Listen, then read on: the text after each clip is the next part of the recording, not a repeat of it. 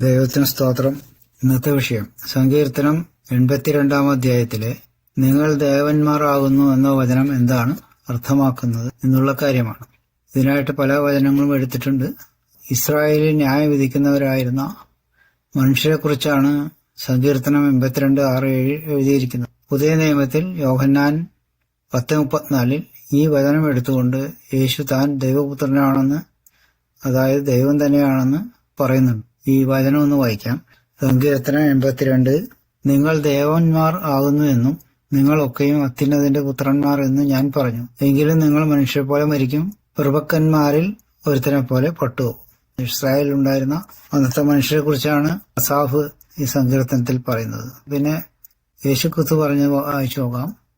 യോഹന്നാൻ 10:34-35. യേശു അവരോട് നിങ്ങൾ ദേവന്മാർ ആകുന്നു എന്ന് ഞാൻ പറഞ്ഞു എന്ന് നിങ്ങളുടെ ന്യായപ്രമാണത്തിൽ എഴുതിയിരിക്കുന്നില്ലയോ? ദൈവത്തിന്റെ അരുളപ്പാടുണ്ടായിട്ടുള്ളവരെ ദേവന്മാർ എന്ന് പറഞ്ഞുവെങ്കിൽ തിരുവെഴുത്തിന് നീക്കം വന്നുകൂടായല്ലോ. യേശുക്രിസ്തു പറഞ്ഞ കാര്യമാണിത്.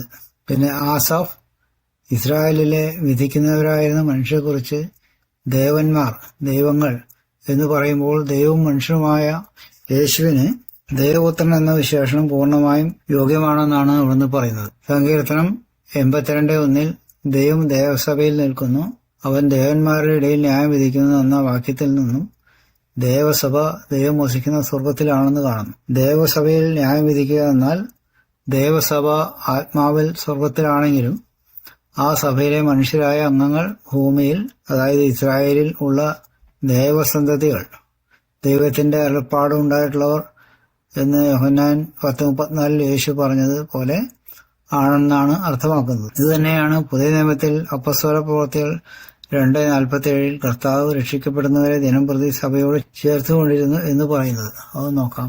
അപ്പസ്തോല പ്രവൃത്തികൾ 2:47 ദൈവത്തെ സ്തുതിക്കുകയും സകല ജനത്തിന്റെയും കൃപ അനുഭവിക്കുകയും ചെയ്തു.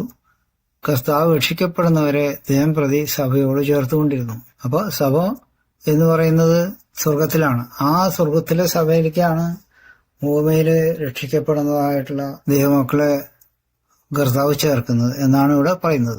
അടുത്ത വായിക്കാം.